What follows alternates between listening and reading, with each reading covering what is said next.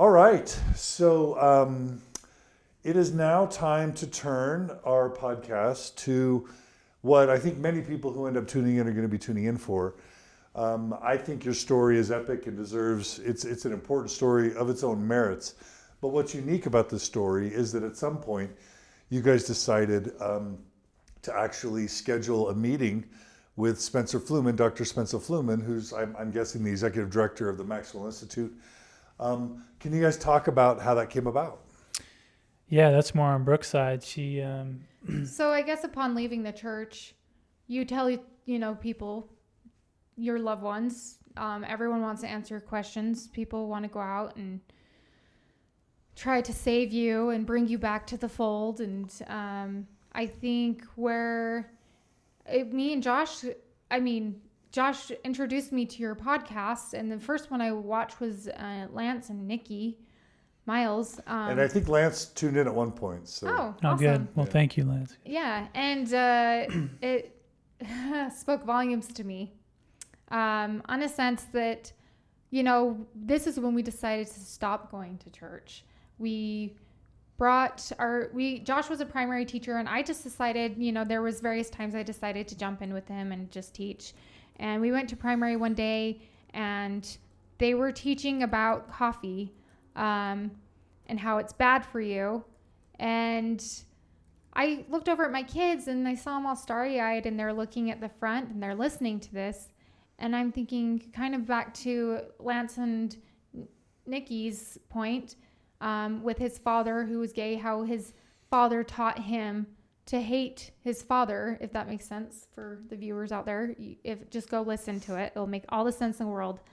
I'm teaching my children at some point and in some way to frown upon my lifestyle or me as an individual by teaching them that coffee's bad, by bringing them here. When, go Google it. Coffee is not bad for you. It has so many great benefits. And so I'm indoctrinating them in some way. But it wasn't just coffee stance. It was so many other issues. And that's when we decided, for me, it resonated with me at that moment. And I decided I cannot come back to church. Yeah. And she started telling people. She told Allie, which was on. Yeah.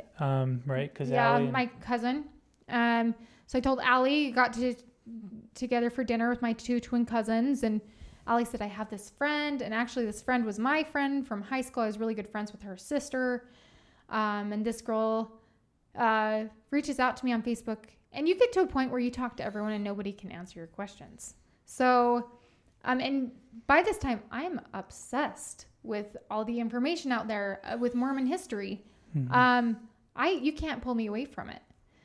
So I really, someone who doesn't like to read. Yes, I'm very educated at this point when it comes to Mormon doctrine, right. And so, Lene she messages me and she says to me, "Hey, I have a good friend or a professor."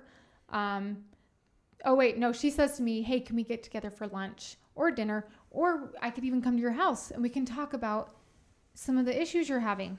And I just said, in all due respect, I appreciate you wanting to help. If you want to get together for lunch, dinner, that would be great. But you can't really answer my question. I'm pretty confident that you can't answer the questions I have. She was very gung-ho, very orthodox, and she was determined to answer Brooke's questions, and over multiple long messages back and forth. Anyways, it eventually resulted to, hey, I know Spencer at BYU. He helped me with a lot of my questions. Would you guys like to meet with him? And of course we jumped at the opportunity because we had made the choice that mentally we were done. But for me, it was like, okay, here is someone who is highly educated. He's written his dissertation on the 19th century anti-Mormon literature. He's the best I'm ever going to be able to get to have an intelligent conversation on these topics and not hear, Josh, you need to search, ponder, and pray. Right? Or you don't have the Spirit with you. That's why you can't answer these questions. Those generic answers that we hear. I wanted to meet with someone that is highly educated. He's an historian. How does he wrap his brain around these questions? So for me, it was like, this was a golden opportunity.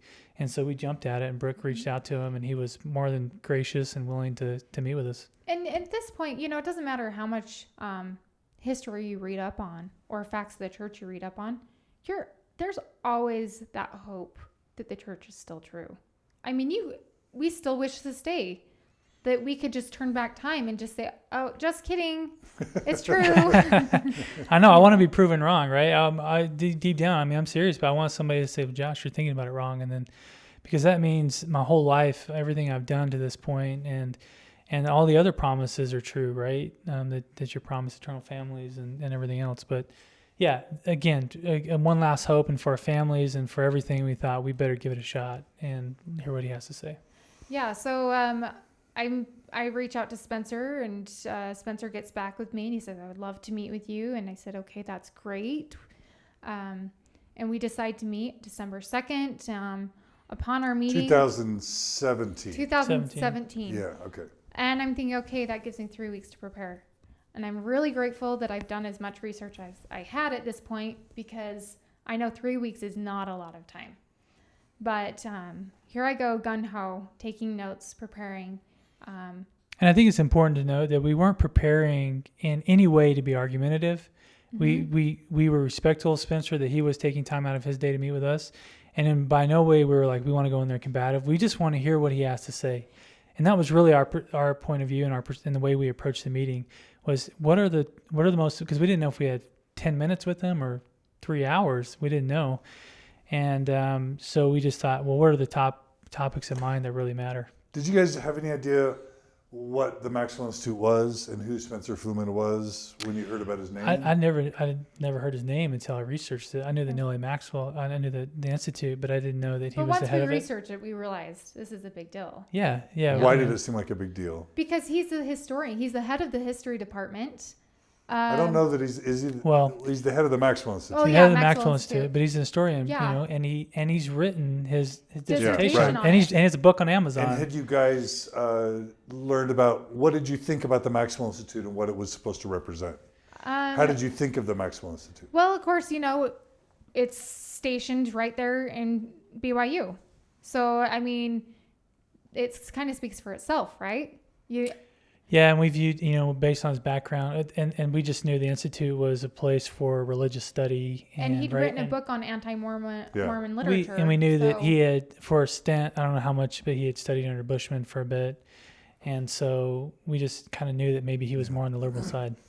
And we mentioned this in the introduction, but for those who skipped to this part and skipped the beginning, the Maxwell Institute grew out of the Farms, which was the foundation for ancient research in Mormonism, but it did all that archaeological stuff, the Book of Abraham stuff, all trying to prove the church is true. Like, Farms had this rich tradition of just sort of bare knuckles, sharp-elbowed apologetics, where they were going to draw together whatever evidence, however questionable, to prove the church was true, and they were going to malign and demean anyone who would dare question or doubt the church was true, whether it's Fawn Brody or Simon Southerton or, whoever.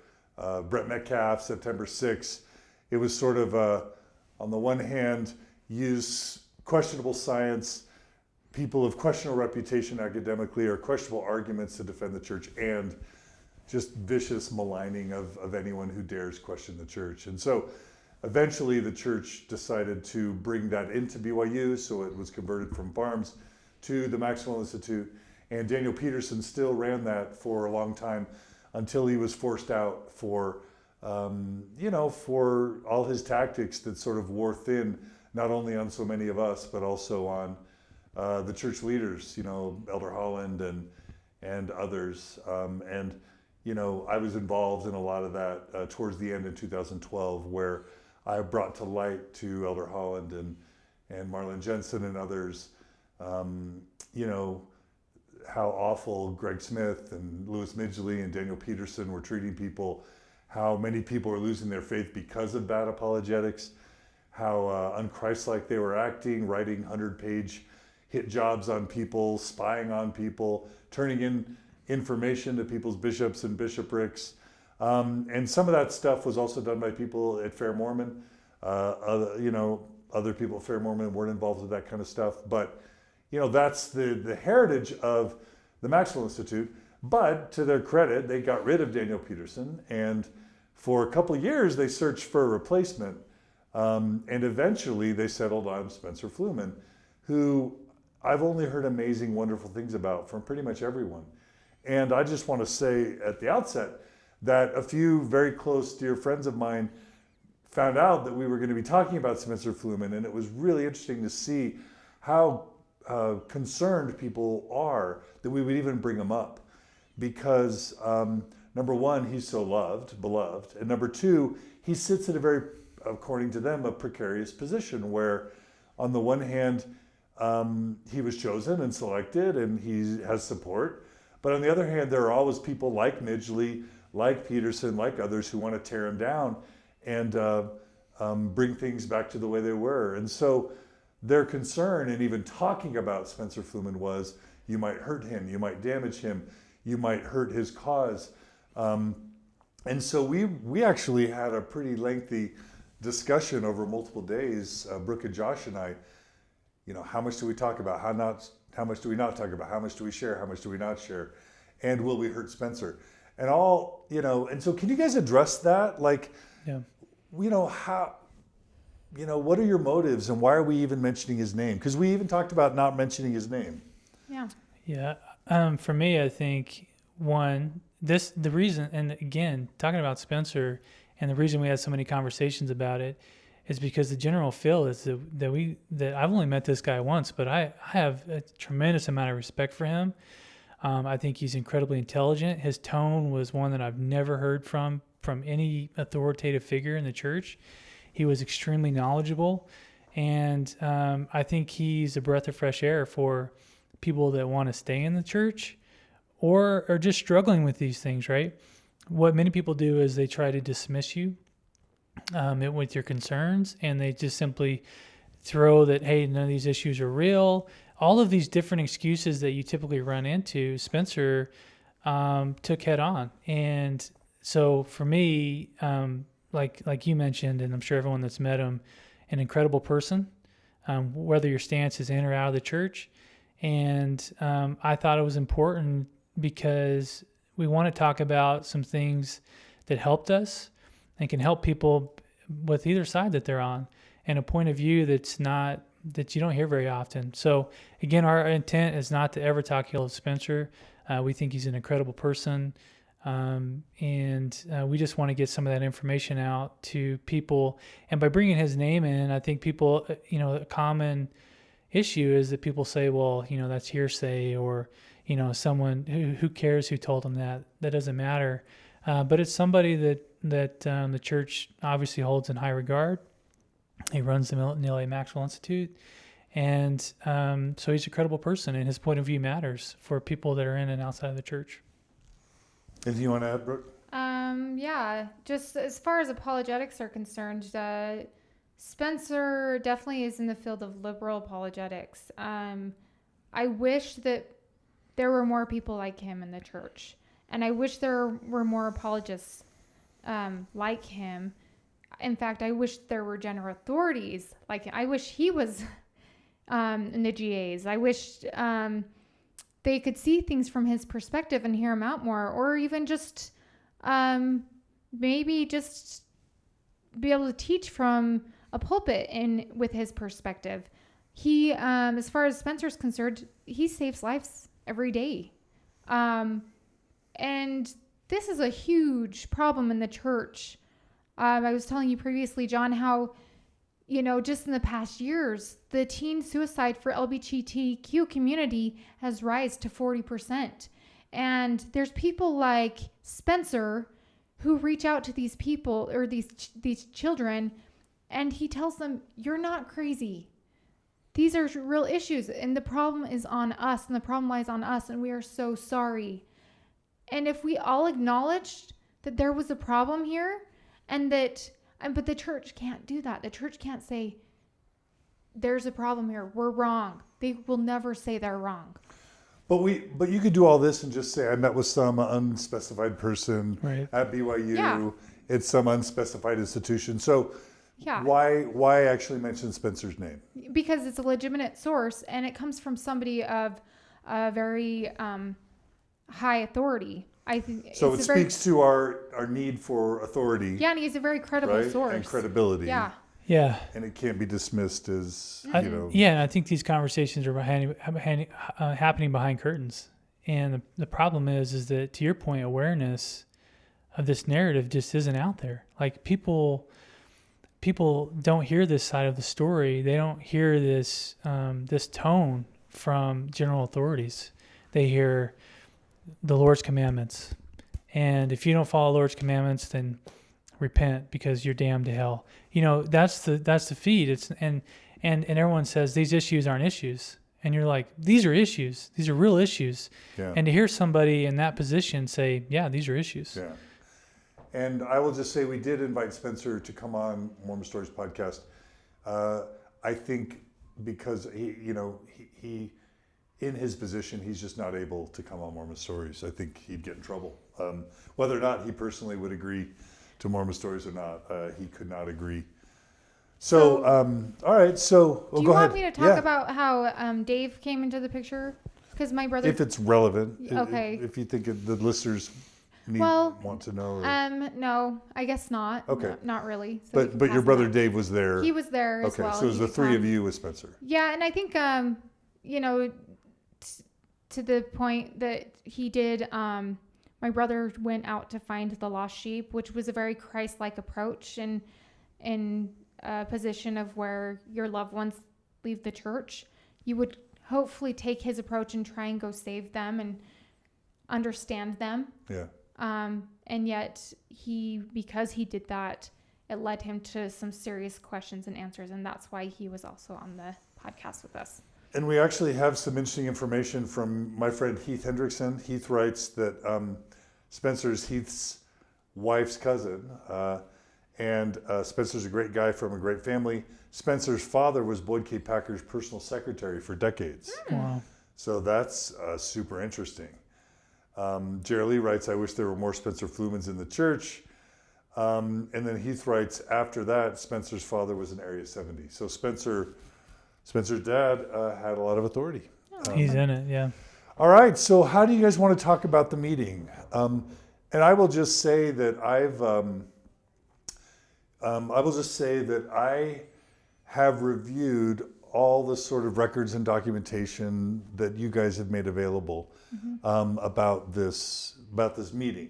So I won't be learning about what was said at this meeting for a first time, and so don't be surprised if I speak up and say, didn't he say this, didn't he say that? Because we've talked extensively about what was said, and you've shared with me all the information you have about the meeting. So I'm just kind of setting that up. So I can guide you through questions, or if you want, you guys can kind of lead us through what the meeting was like. Okay. Whatever you prefer. Yeah. Yeah, I'll start there, I guess. I mean, for me, so we didn't know what to expect, right? We didn't know Spencer personally. We hadn't heard anything about him. We had no understanding of who he was, how he thought. So we just went in there, and first time in the building, and he greeted us, was very friendly, was coming from another meeting, went right into his office, and basically he said, hey, really happy to meet you guys. He was very friendly, open and honest. We just started with some basic conversation. And then we really went into, hey, and kind of started talking about our transition story or some of the questions and concerns that we were having. And he made it very clear from the onset that he was going to let us know where he was and what he thought about, how he felt about the church. Shh, please have her whisper. Keep going. And yeah, so anyways, we opened up with just some basic questions, and he goes, look, I'm not going to tiptoe around any of the issues. You're going to know exactly where I am on all of them. I'm very open with my students. I'm very open. For 20 years, I've written, a book on this stuff. I know this stuff in and out, and I'm going to face the issues head on. And for me, I was like, this is great. This is a perfect opportunity. He's going to be honest with us. He's not going to say, Josh, have you read your scriptures every day for 20 minutes? Which was, I didn't know if that's what the approach he was going to take or not. But he was like, look, and then he just sat back and he would let us talk, and we would go into an issue, and then he would give us our approach, or his approach, his thought on it. And again, after all the research that we've done on Mormon Think, on Fair Mormon, C.Hess Letter, Mormon Stories Podcast, this was a perspective that we had not heard. Like, it was a unique point of view. And I just, we promised we wouldn't share the contents in a certain way, so we're not going to do that. But we can kind of paraphrase some of the. You did. I just want to be clear. You didn't. Did you promise that you would never talk about what was said in the meeting? No, we didn't. No. Okay. But we. So asked, you're free to talk about what happened in the meeting. Sure. And that's what we're going to do today. Yep. Yeah, absolutely. Yeah. We told them we wouldn't expose the recording, so that we decided. Yeah, we want to be conscious of Spencer's ask, and we want to make sure that all parties are okay with what we chat about. And Spencer was very open throughout the entire conversation. Look, these are things I've been teaching for years. I teach these from my stake center. I teach these in the pulpit. I teach these in young men's. I teach these things in at BYU. So everyone knows Spencer's point of view that's engaged with him. And he was very, and his tone is, look, and there are issues in the church. There are things, not in the church, I would say there are concerns that are valid in the history of church that we don't typically talk about. And so when you guys come to me with these concerns, I think, yeah, they're real concerns. Let me tell you how I feel about these. Let's talk about anything you want to talk about. And it was he was never condescending. He would always validated our concerns, and he was respectful of our position, which is a rarity. Mm-hmm. And people are asking, since you mentioned it, if the conversation recorded. Yes, there was a recording. Yes, there was. Yes, he gave permission for there to be a recording, but he did not give permission for the recording to be shared. Yes. Correct. So we're not sharing the recording. Yep. Yeah. And I think that speaks, going back to the integrity, yes, we could have shared the recording, and there wouldn't have been there would have been persecution involved as far as people and their opinions and whatnot. But for me, I felt like there's a lot here that we can, to help those in light that are going through this similar issues. And in releasing the recording, we felt it would be going against our better judgment. And it's like the integrity issue.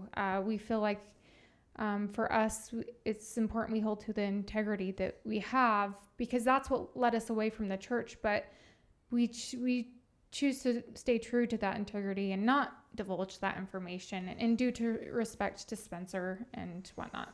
So. Yep. So thanks for clarifying that. And so how do you want to talk about the actual substance? Do you want me to guide you through kind of an outline, or Yeah, I guess I could speak to general tone, or okay. If there's no. Let me guide you through. Sure. So I've reviewed all the materials you guys have, and these are just some questions or points that I've come away with, and or things that I was impressed with, and then you guys can just comment about which one. So let's talk about each topic individually. Is that okay? Mm-hmm. Yeah. So, what were your memories about his acknowledgments of there being a problem, about the old narrative and how it should be dealt with in the church? I felt like he was, it was almost like a counselor. Like, okay. Did he acknowledge the old narrative is inadequate? He said, yeah, it was similar to Bushman, right? He's like, yeah, the old narrative doesn't stand up. It just doesn't. So he admitted that. Yeah. Mm-hmm. What was that like for you? I was just like a deer in headlights. I was like, wow, I can't believe, thank you for saying that. Thank you for making us feel like we're not crazy. Yeah, because for the first time, everyone you talk to treats you like you're crazy. And I think that part of the reason why we even went to Spencer in the first place, because, everyone, it's like people are casting stones at you, like, you're making compromised decisions, and you're making excuses, and you'd rather just believe the church isn't true, in which Josh was saying a while ago, if that were the case, then if the church was true and you wanted to be sinful and go do sinful things, Why wouldn't you just go sin and then repent anyways? For us, it doesn't come down to stuff like that.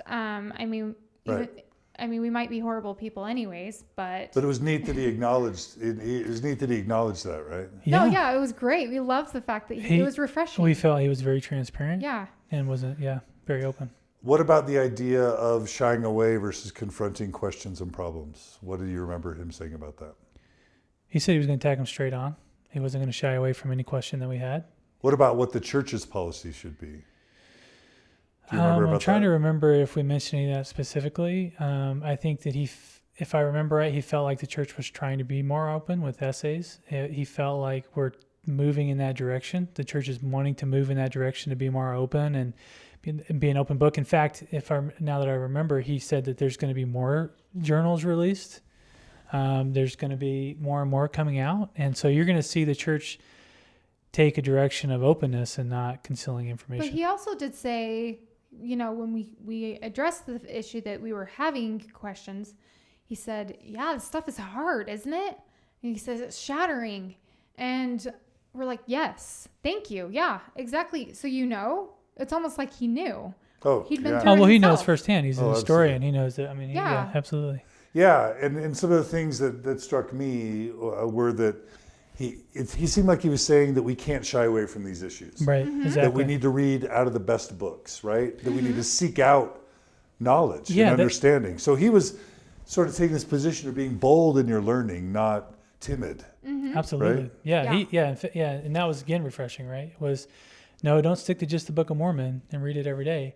In fact, he cited Brigham Young, I believe, and he said, look, you've got to learn, and what he's saying, look, it's Brigham Young. Brigham Young is like the most, iron-fisted prophet that we have, but he was the one that said, you've got to learn from the best books. We don't want blind followers. Yep. Which seems very opposite of the dominant narrative that you hear, is that her brother said about the prophet and the stance on the gay and lesbian community. The prophet said it. What else is there to say? Right. And I remember him referencing Joseph Smith quote that truth cuts its own way. Yes. That we should be scared of anything that's true. Right. Right. And I even got that he acknowledged that the church has not been forthright in the past. Right. Yeah. Yes. That the church has not been this way. Well, The general sense was the church hasn't been this way, but we're making changes to be more open. because I think we all know here that it still is not. And Right. we're still trying to change things as far as that's concerned. Yeah. So. And Brooke, you basically, you kind of spoke up and said, well, this is great, but that's not what I'm getting from the church, and that's not what my family's getting from the church. Yeah. Right? And basically, at that point, I said, I want to believe these things so bad. And this is the reason why we're coming to you. But the things that we've heard and the things that we've looked into and the information that we have has been so hard for us, because it's led us to believe that there is no possible way that Joseph Smith is a true prophet. And there's no possible way that there's the history of the church is all what it claims to be, considering the facts that we've learned. And then I said, because we know the truth now, we don't want to lie to our kids, and we cannot teach our kids a lie. It's pretty much. And he agreed that you shouldn't. Yeah. Yeah. He also, how did he respond, as you recall, to the superficial response of search, ponder, and pray when you have these doubts? He said, I've been fighting that for years. Fighting what? That concept that you just have to search, ponder, and pray. Because why? Because you should go out and search the best that you can and find out for yourself. You can't stick to read the Book of Mormon, ponder, pray, right? Because everyone does that, and they're still faced with these complex questions. They don't go away. Yeah. And so you have to face them head on. You have to do as much research as you can and figure out where you stand. There's a part where you guys expressed frustration that so much of the stuff you had learned had been referred to as anti-Mormon lies by friends and family. Do you remember what his response was to that? If I remember right, he was... he called them facts. Yeah. Yeah. I mean, basically he said these he are facts. validated them. What many others refer to as anti-Mormon lies are actually facts. Yeah. Yeah. Again, the guy wrote the book on it, right? So he's like, you can go read my book. They're all in my book. And and it was refreshing to hear him acknowledge it. And I think for me personally, that's the only path. And this is why we all love Spencer, anyone that's met him, is because anyone that's intelligent, that has done their research, it's the only narrative that could possibly work for someone who wants to stay in the church. Because you can't just turn a blind eye to these issues, and we'll talk about some of these that we get into, but you can't just say, nope, that's not an issue. When it's obvious that it was an issue, it's documented, as something that happened in history. It was a fact. It's not some person's changing history. It's real things that happened. And Spencer's approach is, okay, I understand that happened. How am I going to deal with it? Yeah. Right? One of our listeners wants to know if I listened to the recording, and yes, I have. So I'll be honest about that. Okay, so how did you get a sense for his empathy for people who are having a faith crisis? I think his heart was on the line for them. It's almost like he was right there with them. And Spencer has a unique gift as far as that's concerned. He has a really good way of sympathizing with the LGBT community. And I think that's why so many people have been sent to him, especially because he's been gifted with a different outlook that not most general authorities, and a lot of general authorities, from what I understand, they send people with questions to people like Spencer, right, or to Spencer in general, because he has a very unique outlook. And I think that if we were to stay in the church, which unfortunately that's not a choice for us, but if we were to stay in the church, we would have to go with Spencer's perspective on the church stance. Right. Because it's a good model for those who want to stay. Yeah, there's no other way to look at the facts and the history of the church and let it sit well with you and say that that's true, because it's simply not. So ignoring it isn't a possibility. Yeah. Denying it isn't a possibility. You like his model of embracing it. Oh, for sure, yeah. Yeah.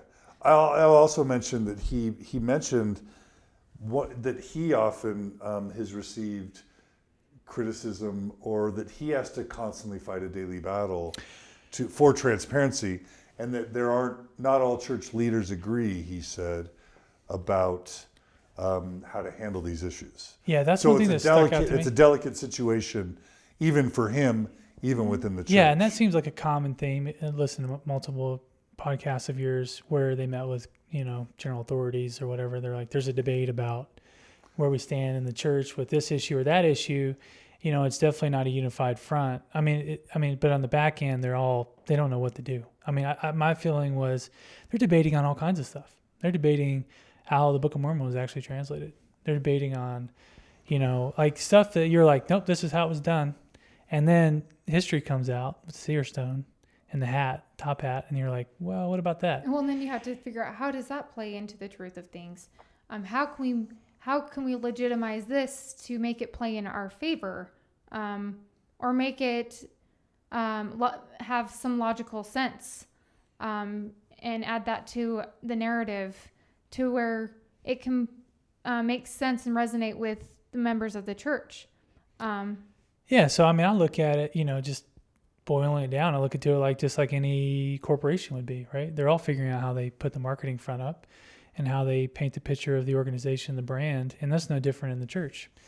And going through this, let's focus for the next little bit on what Spencer said and what your reactions to it were.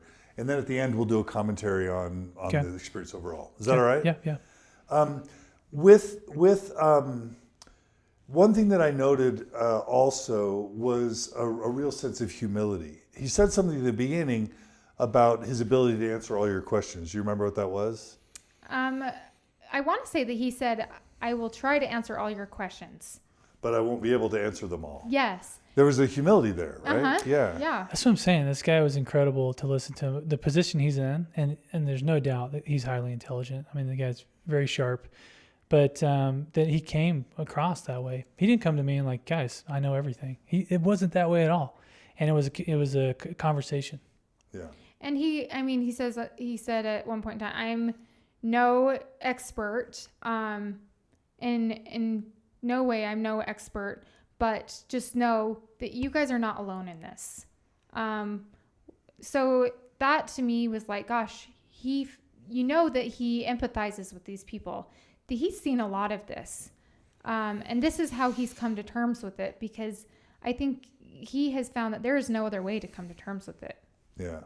So I also loved that he made a point early on that a true pastor, a true shepherd in the church won't shy away from any member with concerns. Yeah. And so you got this clear sense that he took it as a very deep pastoral responsibility, not just for himself, but for bishops, stake presidents, general authorities, church leaders, to really take this seriously. But you don't see that, John. It's like we loved our bishop upon leaving, but when we finally got into a room, this is something we didn't talk about in our transition story, but when we finally sat down with our bishop in the room, we asked him, I asked him, I said, did you know that Brigham Young had a distillery here in Salt Lake? And he looked at me and he said, no, I had no idea. And then I asked him a couple more questions about history and he had no idea. And you know what? I guarantee he didn't go home and research them. I guarantee he just swept them under the rug and continued to proceed. And I think that people of higher authorities need to know these things, whether it be classes or workshops that they provide for bishops or stake presidents or mission presidents or general authorities. These issues need to be addressed and everyone needs to be aware of them. Yeah, absolutely. All right. Let's talk about some of the main topics that were discussed. The first one was the temple and the temple ceremony and the Masonic Lodge sort of, influences. Do you guys remember what he said about that? Anything you want to share? Yeah, because that was a big topic for me.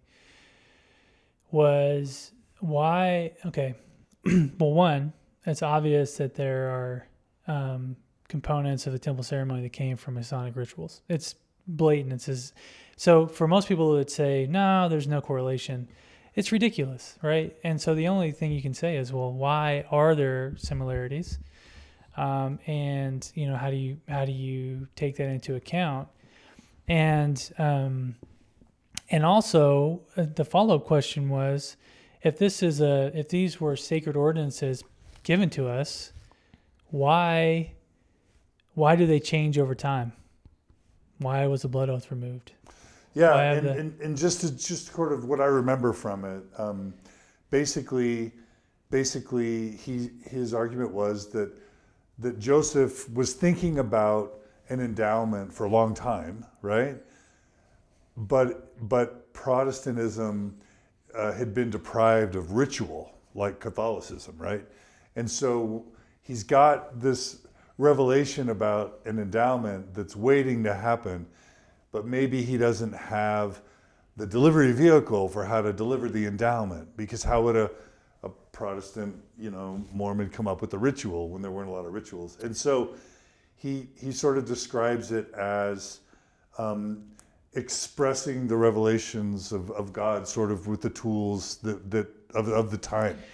And so the temple, the Masonic ritual becomes the delivery vehicle. And this is not new. This is something Greg Kearney said in one of the very, very early issues of Mormon Stories Podcast. Yeah. But it's different, I guess, when someone like that's saying it.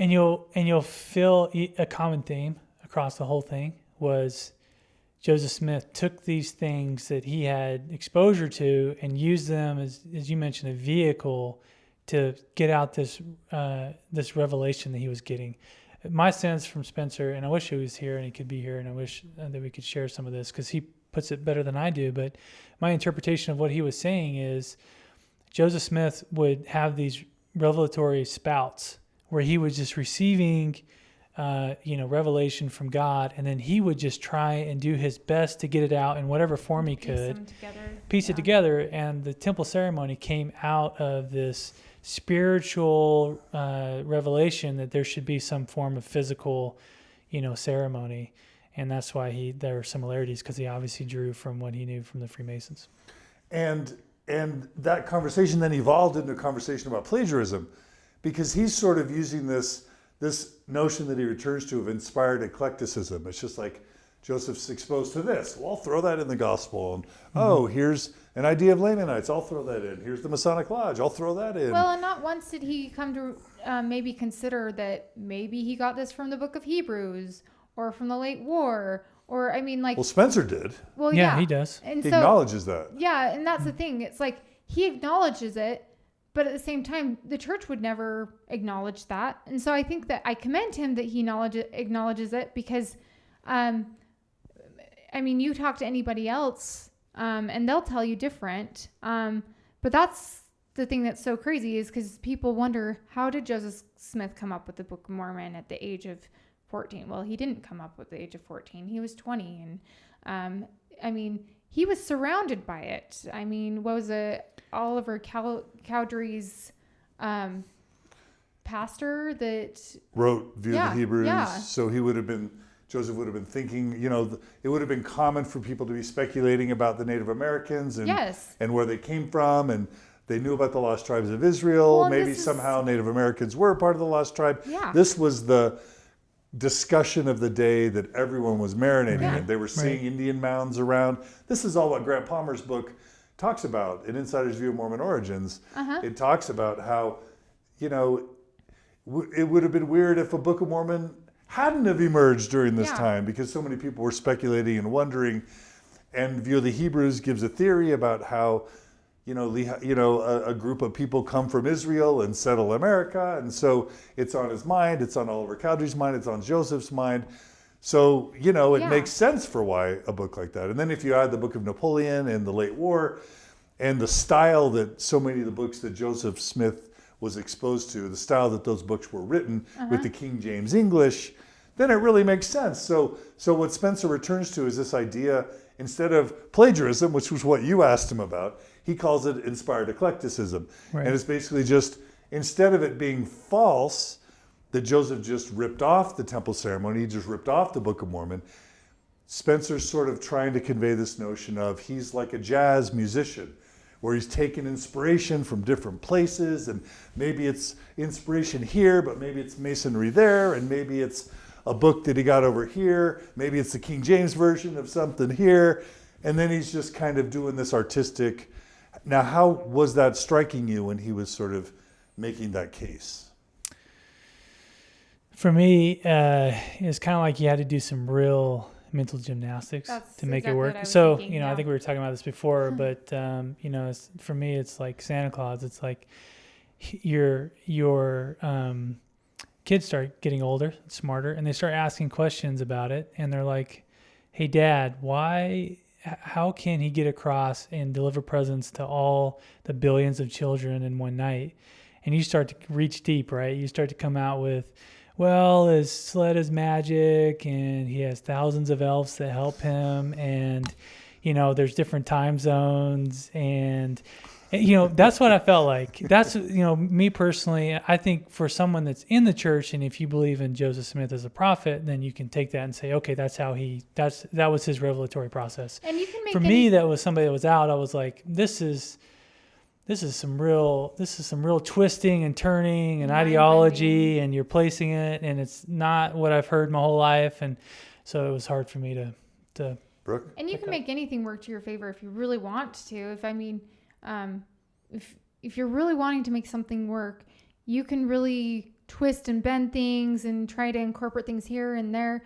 And I feel like even Joseph Smith kind of did that. He worked and he looked for ways to create, all these rituals and these, the Book of Mormon. He kind of pieced together from different books here and there. And it's not like he just did this overnight. He had time. Joseph Smith had time to, write the Book of Mormon. And he was raised in kind of like a mythical time period where he was surrounded by all this, and religion was huge. And it's really kind of what, I mean, they didn't have TV back in the days. They had really no source of entertainment, and he was a treasure seeker. And so I think that, like, considering the fact that they were surrounded by this, and this is what they were, their whole, like, everyone around them was basically invested in this. And so I think that it's mental gymnastics in a sense that Joseph Smith pieced together all these things, and you can, if you want, you can just believe it, or else you can try and figure out how it really did happen, if we're being honest here. And, you know, to what Spencer said, if you really want to try and do mind bending, you can try and figure out a way that maybe Joseph Smith did, you know, he did have revelation, and he did come up with all these revelations. Right. So you mentioned Book of Mormon, and we can move to Book of Mormon. And quickly the conversation got again on plagiarism. So he used this term, inspired eclecticism, for the Book of Mormon, which is, I have to admit, is very different from translation. Like, we are all, even now the church is teaching that the Book of Mormon, you know, there was a stone, there was a hat. Okay, so we have the old version, which is plates and the Urim and Thummim, and he sees in the Urim and Thummim what is being, you know, what the new words are, and then he's dictating it. So that's the first version we get. Then we get the second version, which is the current sort of semi-official version, depending on where you hear it, which is that there was a face with the stone in the hat, and he's still reading, you know, dictating from what's in the hat, right? And the plates aren't anywhere near. And so that's a problem, but at least it's still sort of a translation. It's just, instead of Joseph doing the translating, the rock is doing the translating, but the plates aren't there. But what Spencer's talking about is something even different. He talks about Joseph pulling. He talks about inspired eclecticism.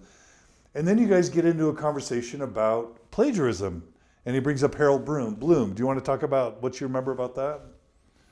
Is that the language he used and the tone that he wrote? The religious genius. He basically... he basically, the guy from Yale, he related Joseph. The only explanation for this is that he's a creative genius, right? That he... A religious genius. Religious genius. That, you know, he was using these complex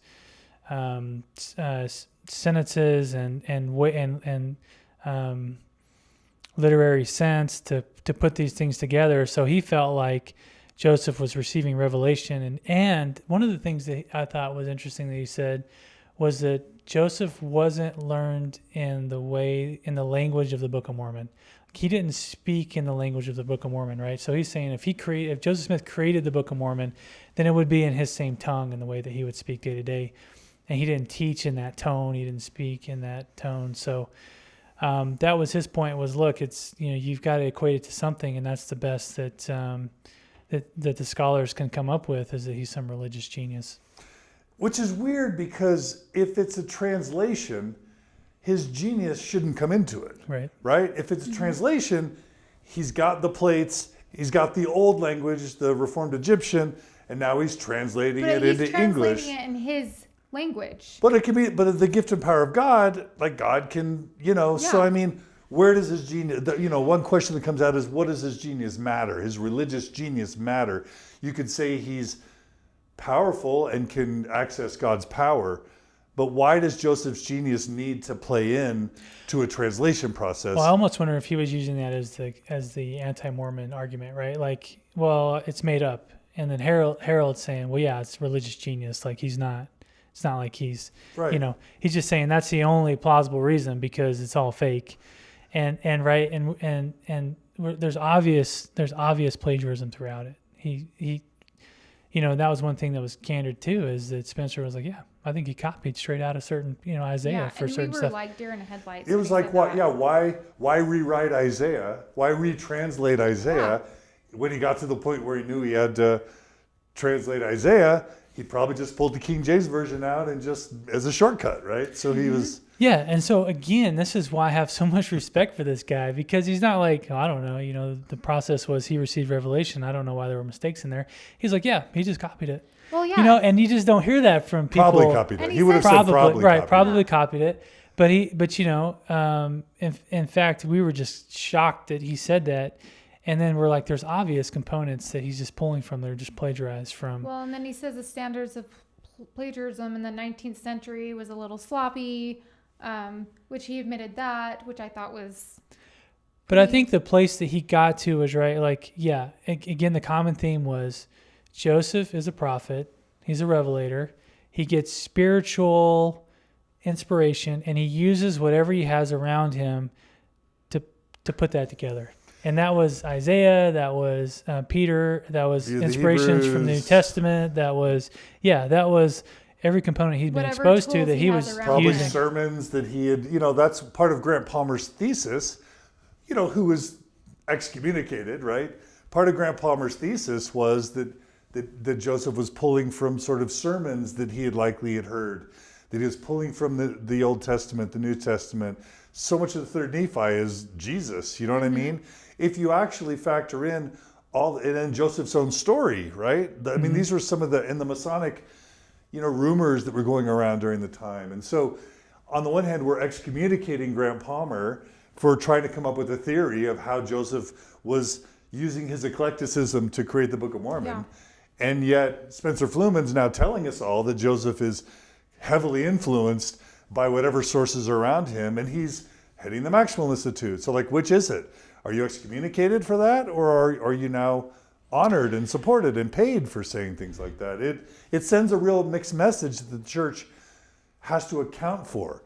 Either stop excommunicating Fawn Brody and Grant Palmer and Michael Quinn and John me Delaney and Jeremy Runnels, right? Don't excommunicate us all, but then have a leader of the Maxwell Institute that's basically saying all the exact same things, but just in private, right? Yeah, but right. And I think they're the same issues, same questions, same explanations. I think he's found a place that makes him comfortable with all of this. And there's lots of things that he gets into, like how we'll get there. Okay, we can hold on that. Well, what were you going to talk about? Which thing? Oh, I was just going to say how he, after studying all of the contents from Brigham Young Journal Discourses. Okay, we'll get there. We'll get all that. We're going to go more into that. I like how he says aspired eclecticism. Inspired eclecticism. Yes, yeah. Thank you. I like how he says that, but because that kind of just defines it all, really. I mean, pulls from here, pulls from here, pulls from here, and voila, we got a finished product. And I was really struck. He calls the Book of Mormon Joseph's grandest revelation. Mm-hmm. And to call it a revelation it's what we're doing with the Book of Abraham, right? It's not we have all been told, Joseph himself said, I'm a translator. I translate. I use the artifacts to translate. There's an old language and we're translating to a new language. He's calling it a translation. We're all taught it's a translation. We all believe it's a translation. Now we're changing the narrative to call it a revelation. So now the Book of Mormon is not a translation, it's a revelation. And, like the seer stone, something that's crossed my mind several times. If we have the seer stone in our use, why can't we use it still to this day? Why can't our prophets and apostles put it to use? If we use it as a tool for revelation and Joseph Smith was a prophet and he used it for revelation, then let's pull it out. Let's try it. Let's see how it works. We did talk about that. I mean, that was one of the things we talked about. What was the last revelation we received? Yeah, okay, we'll get there. Yeah. Let's stay on the Book of Mormon just for a second. DNA, what do you remember him saying about DNA? So for me, out of almost anything that stuck out to me in the entire meeting, and maybe this is again, watching a lot of podcasts or being familiar with a lot of different types of apologetics, something that's common. But this notion that we have no idea who the Lamanites are, just for me was like, a nail in a common. He said scholars don't agree on even what continent the Book of Mormon, faithful scholars don't even agree on what continent the Book of Mormon happened. Yeah. Let alone. I'm like, the question was, do we know who the Lamanites are? And the answer was no. Yeah. And I thought, this is a book that was, revelation or translation from Joseph Smith, the prophet. it was to bring the Lamanites back to the fold, and we don't know who they are. My whole life, yes, my whole life I've been told they were the Native Americans. And now that DNA, the narrative has only changed now that DNA is proven and given no window for that. This is so significant. And I interviewed Brent Metcalf, who knew Mark Hoffman, who hot tubbed with Mark Hoffman, who knows the Book of Abraham better than anything. You would think he would say the Book of Abraham is the smoking gun. Brent Metcalf, as I recall, said, in my interview with him, that one of the biggest problems with Mormonism is that the Book of Mormon was expressly written for the Lamanites, and now in 2018, we're admitting we don't know who they are at all. And he admits, and Spencer admits this, that Native American DNA comes from where? Asia. Central Asia. Yeah. He says it. He says Central Asia. Yeah. All the DNA we can find. And they cross the land bridge. And then the crazy thing is there is 6,000 miles of where the Book of Mormon claims that these people traveled across the Americas, yet we have no evidence that they even existed. And that's 6,000 miles of coverage that we can't even account for. And when it comes to the Hill Cumorah, we can't prove that they're on the Hill Cumorah that we know of. So maybe there's another Hill Cumorah somewhere else that we know of that this took place. So now we're finding an excuse for the fact that we can't validate that that the Hill Cumorah is where certain events happened and existed. So maybe it happened over at this Hill Cumorah. I mean, it's just little things like that as far as the DNA was concerned. And then, they talk about the Lamanites. Go find the Lamanites. And then we talk about the Polynesians and how the Polynesians don't even, they believe that their heritage, they're the lost heritage. And yet they don't even know who they are. The Polynesians think that they they're the ones that are supposed to be brought back to the fold. And so, and it's just like in some of your past podcasts, we've talked about how they don't sing Book of Mormon stories anymore in primary. So it's just little things like that when it comes to the DNA that it just doesn't make sense. Just so people were curious how he responded, if I remember right, he said that no evidence is not negative evidence. Right, he's saying that there's still a chance it can be found. Yeah, so he admits there's no DNA evidence. He admits there's no real archaeological evidence, but he's quick to say that the absence of evidence isn't negative evidence. And then he didn't know Thomas Ferguson. Yeah, that was a surprise. Yeah, that was a surprise to me too. And maybe he just forgot. Yeah, but at the time he said, "Who's Thomas Ferguson?" And you had to explain it to him. Yeah, it was an archaeologist of 17 years hired by BYU to go out and find evidence, yet he couldn't find any evidence for the church. And he just basically said, there's lost hope here. We can't find any evidence. And the church is going to have to find, this is the thing, because I don't know if everyone knows this, but Spencer Fluhman worked under Richard Bushman. And Richard Bushman claimed also that the church simply has just got to find a new narrative. They can't base the church solely on the findings of the Book of Mormon and Joseph Smith. And if they're going to continue that way, it's just simply not going to work. They've got to find a new narrative. Yeah, he and there was this talk about, and Spencer, this is common. Spencer basically said, it's not the Book of Mormon. We've misled each other. So he talked about how the Book of Mormon doesn't claim that only descendants of Lehi, and the Jaredites were the only people that's ever populated. He basically said the Book of Mormon text allows for other populations to have also been introduced into the land. And so, yes, we can't find them, but, he found solace in the fact that the Book of Mormon text itself didn't explicitly preclude other populations from being there. Do you remember that? Yeah, for sure. And that was, again, perplexing to me because I've never been taught my entire life that there were other populations that we know about. It was the Nephites and the Lamanites, right? And they were the ones that inherited land. And there's millions of people fighting and all Yes. these battles. And, yes, I think and also people have shown me scriptures, and I don't have them at hand, where it says the land is going to be protected, and the Lord won't let, in the Book of Mormon, the Lord won't let anyone come to the land who the Lord doesn't approve of. Right. And so there is a lot of language in there that basically says the Lord is going to keep this pure for these people. Right. So the story just becomes really, at some point, doesn't the story become a little bit unbelievable? So science. So science changes the narrative of the church is a common theme, right? Now, again, to Spencer's credit, and this is why I really like him, and I think people like him, is he doesn't come out and say, "Okay, guys, I don't know about the DNA evidence stuff. Here's the truth is the Native Americans are Lamanites, or Central Americans. We know that they're in this region." He comes out and says, "Yeah, we don't know." I mean, he's so honest and transparent that's about what I it appreciated. that he wasn't hiding anything, and he gave his perspective. And I think as somebody that wants to believe, that's the only way that you can believe, is to accept these flaws, these contradictions with science, with archaeology, and find a place that the Book of Mormon makes sense for you. And that's what I think he did, is he's like, well, this is how I understand it, right? This is how I think about it.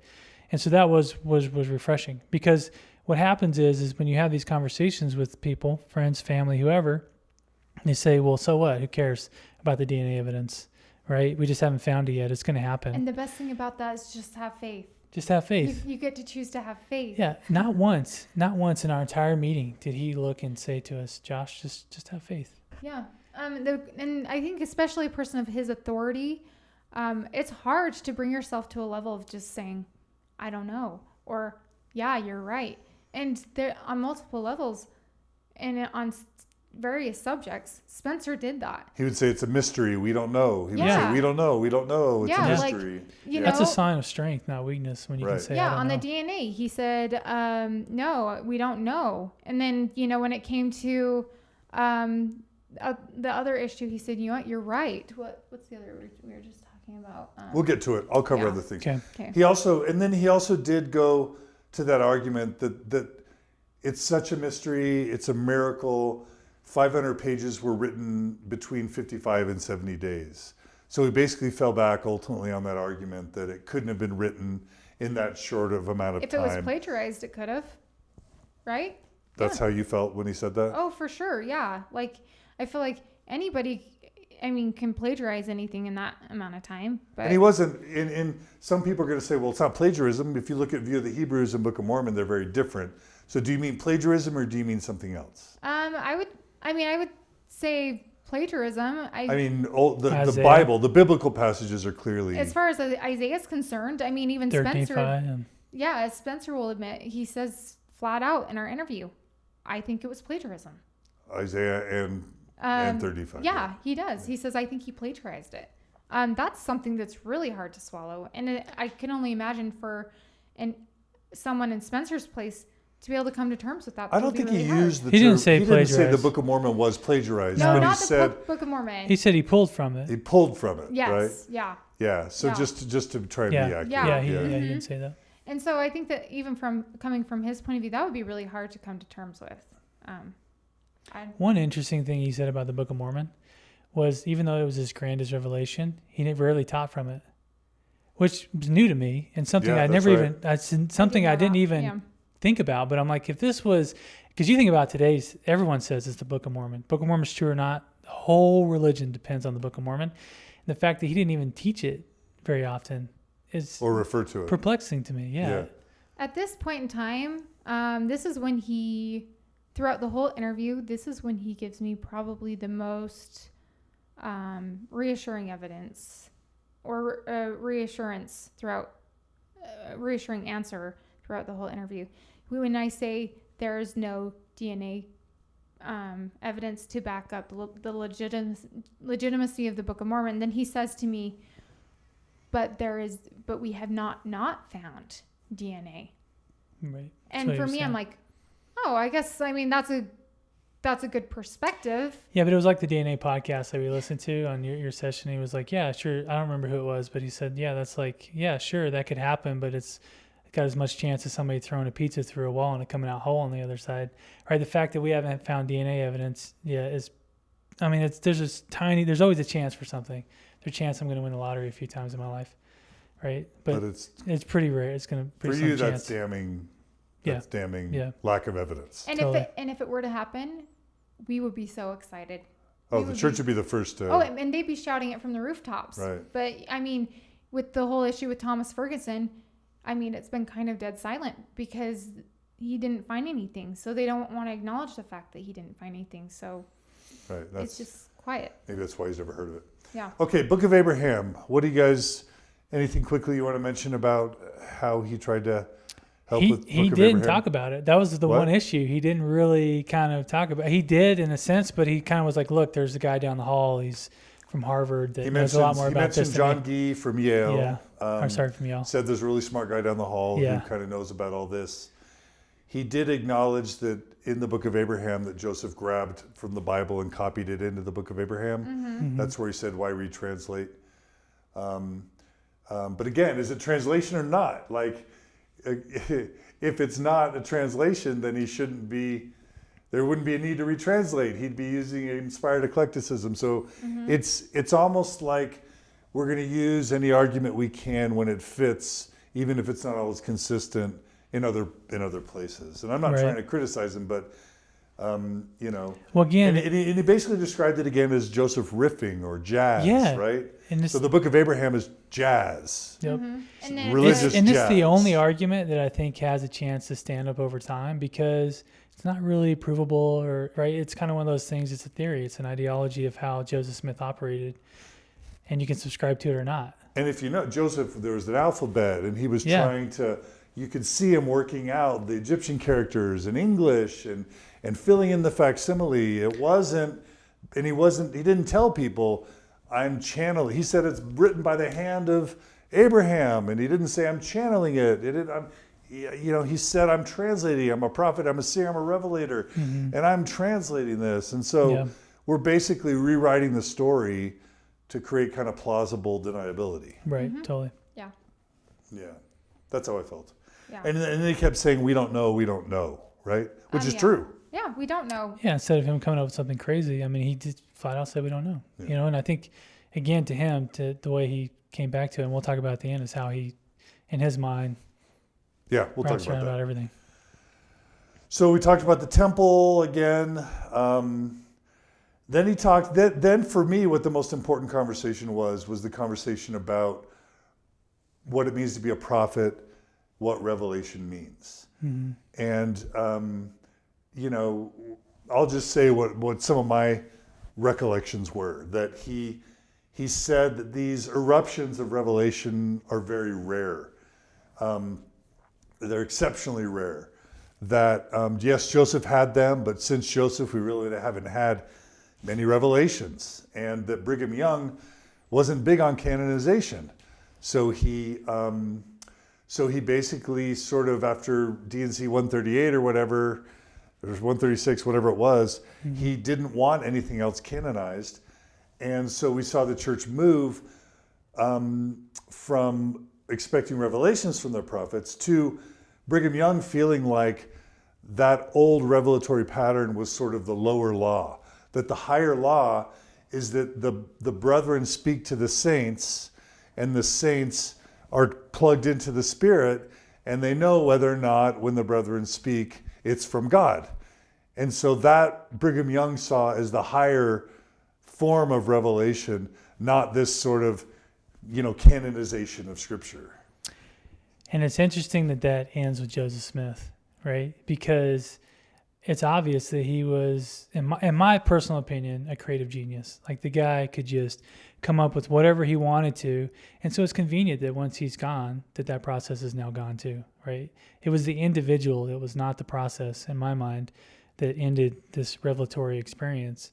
It was Joseph's no longer here to create these stories or create this scripture, And the interesting thing to me too was that he said about how you tell if a prophet is speaking of God or as a man was to rely on the Spirit itself. So if you felt the Spirit when the prophet was speaking, then that was confirmation that it was coming from God. If he didn't feel the Spirit, then he was speaking as a man. And I said, well, I have a problem with that, because the prophet is supposed to be the end all be all. He's the highest authority in the church. He's the man that communes with God. And for some reason, Elder Oaks and I, we did not agree on the gay and lesbian stance of the church. That's a hard line for me. Either he's right and I'm wrong, or I'm right and he's wrong. And this is a man that preaches. He prays daily. He's given general talks. He's touring the world, speaking in churches, and here I am. So, and I feel strongly about that, right?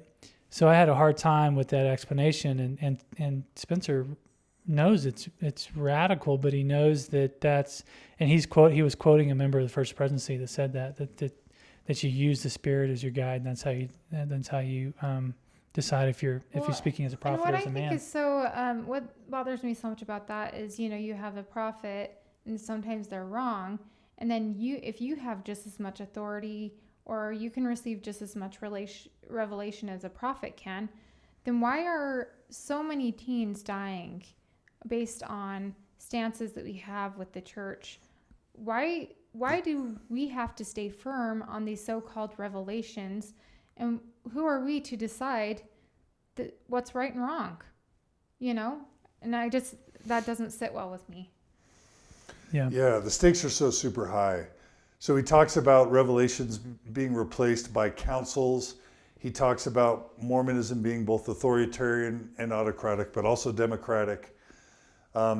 He acknowledges that in the Journal of Discourses, you just get a few minutes into it, and you know that a ton of that isn't doctrine or revelation, right? Mm-hmm. Right. Yes, and then he talks about, we talk about Brigham Young and how he says that men will live on the moon, and then how Brigham, and how a Jew's blood will be changed as he converts to Mormonism. His blood type changes, just kind of, and just acknowledgement that that's not doctrine, right? Yes, and and he quotes D&C 68, which is like God, but he acknowledges that D&C 68 itself says that God's prophets don't always speak scripturally, that they only speak when they're moved upon by the Holy Ghost. It's only scripture.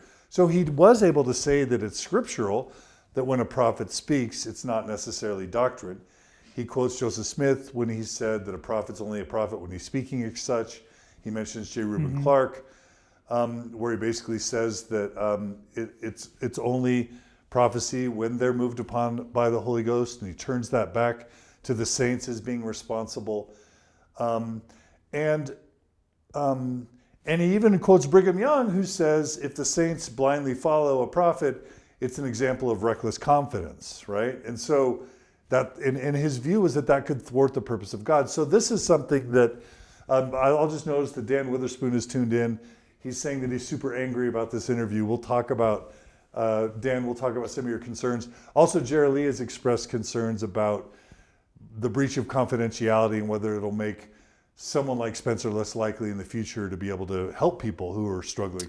Well, let's talk about that at the end, but I'm just going to acknowledge that those things have been shared, and we'll address them all. We tried to at the beginning, but we'll address them again. But he's basically saying that it's authoritative and autocratic, but also democratic. That it's actually a beautiful thing that it's messy. That God wants it this way. That God would thwart our free agency if he told us all the revelations and everything was clear and he spoke to the prophets and the prophets just wrote them down. So he's basically saying this idea that yes, the prophets and individuals will have the spiritual experience. But putting it to words is the hard part. Yeah. And so he's acknowledging that there's a messiness in the process between God and man that not only does he acknowledge as being messy, for him it's faith affirming and exciting. And he calls it like the opportunity, the challenge, that it's inspiring for it to be this way and that God wants it this way. Yeah. How did you guys feel about that? If that's the case, then it goes against everything I've been taught, because I've always been taught if you're looking for revelation and you're looking for an answer for something, we're taught to pray about it.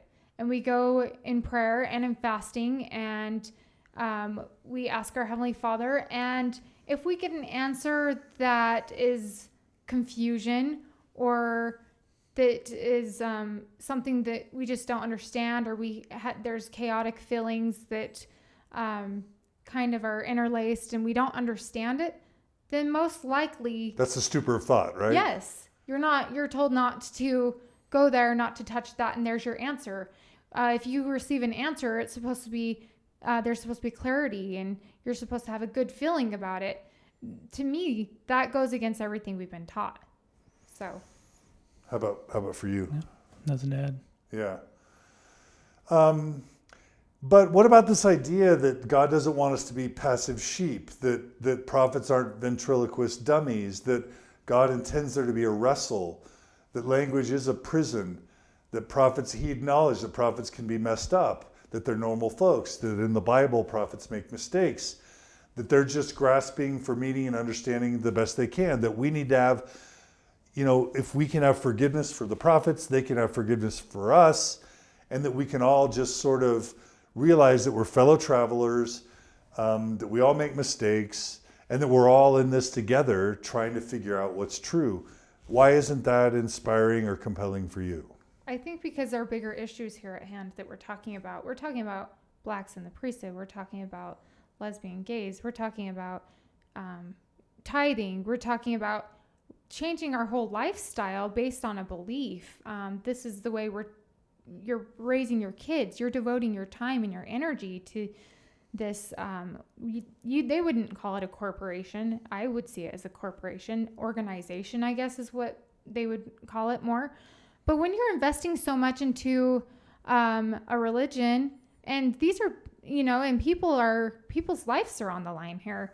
So, I mean, for me, it's just much bigger than small issues. And if you're receiving revelation off of on bigger issues, then I think that more thought needs to go into them, and they shouldn't be contradicting.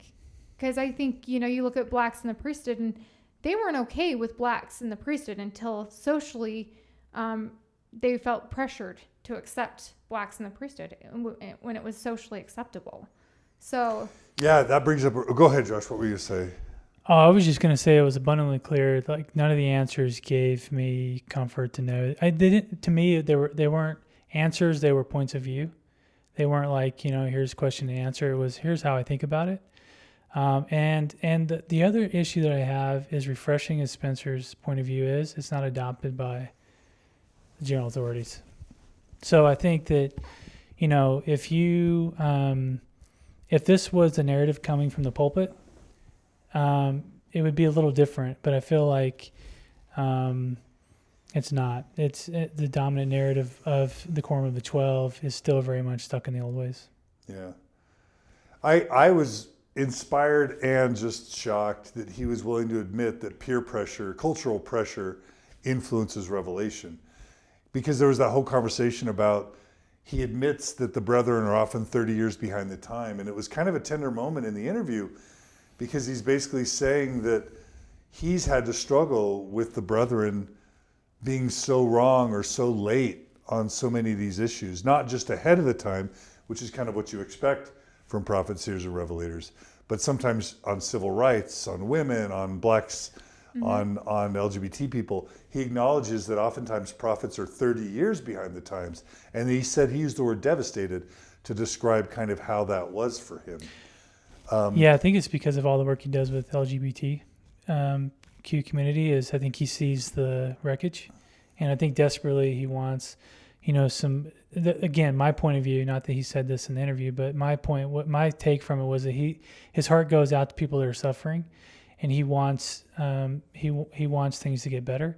And I think that, to get to his point, he was like, his belief is that that's the way God works in Revelation, is that it has to come through constant question before you get an answer. And then it's messy, and there's peer pressure, and there's bottoms up and tops down. All kinds of factors. And there's so many conflicting messages, and sometimes it's like, what do you believe? What do you not believe? And especially as a member, if you you can take what you, I mean, I personally don't think it should be that way. If you're a member, you either believe it all or you just don't believe any of it. But I mean, you talk to most people and they'll say, oh yeah, I don't believe that in the church, or I don't agree with that. And that's not how I think, but I still have a testimony that church is true. And I just think, no, because these are revelators. They're prophets, apostles. They receive revelation. So this is the word of God, and it's either right or it's wrong. Yeah. And this is something I think about a lot. When I was growing up, I was taught that the Mormon, the gospel, the LDS gospel was plain and it was precious. Plain meaning God speaks to man through prophets. God gives us scripture and we read the scriptures and we know what to do. Precious because it's true. And if we follow it, it'll lead to happiness and joy. And for me, when I hear neo-apologists like Spencer making everything messy and everything complicated, and the brethren are flawed and the scriptures are flawed and it's all messy and it's revelation, but it's flawed and we're all just fumbling along side by side doing our best. At some point, the gospel is no longer plain. It's extremely complex, and it's no longer precious because you can never know what you can rely on or not. And I think that's the trade-off.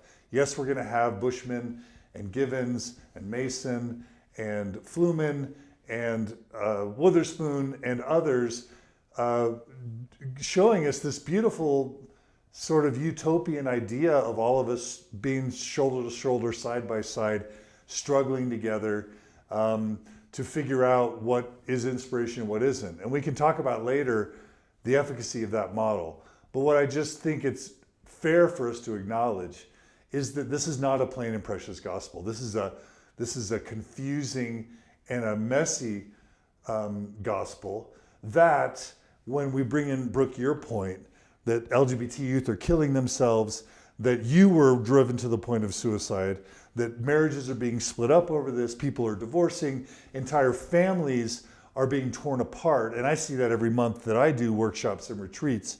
People come to me desperate. They're scared to even admit to their family that they're at a workshop or retreat that John DeLynn is at. They're petrified.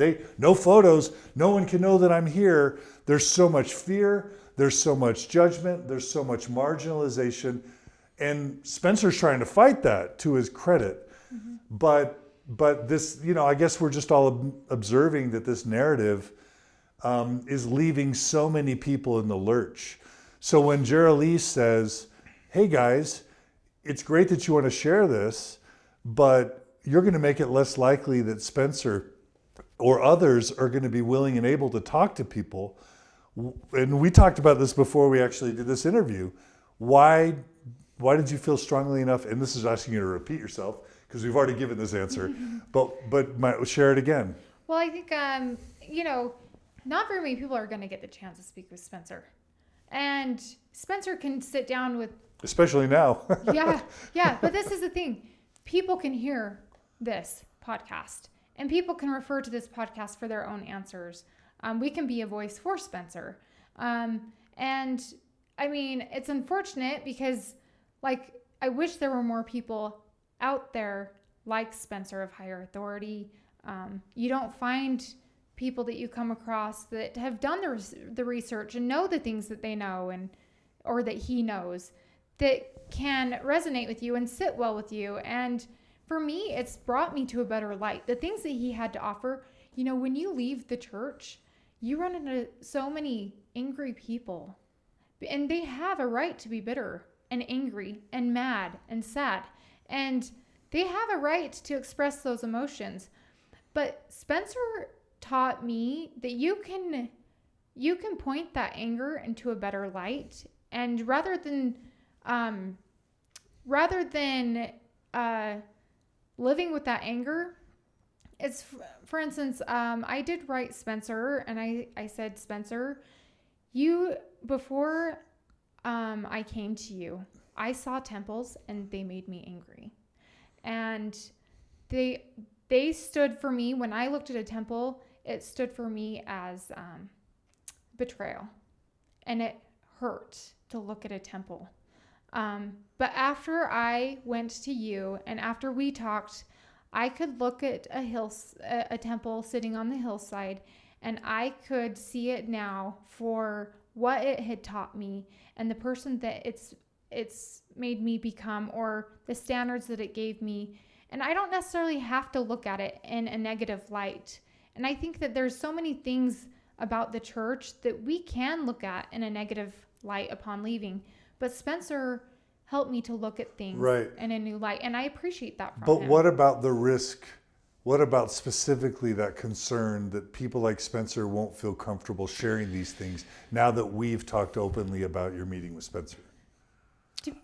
Well, I would say one, and I know that some people are upset about it, but the reason that we came to the conclusion that this was okay, and in fact, and people don't know, but we had multiple emails with Spencer back and forth before we did this. It wasn't like we went behind his back. He knew we were doing this podcast, and he was gracious and great about it all along. And that's, again, even more respect that I have for him. And all throughout our meeting with him, it wasn't, the tone was never, this is top secret stuff, guys. It was, this is stuff I teach everyone. Everyone knows where I stand. He says, I've been teaching this stuff for 20 years. I've been teaching this stuff for 20 years. This isn't like some secret combination meeting that we're having in the background. I felt like our point in this is that we went, as everybody does, you go through a range of emotions.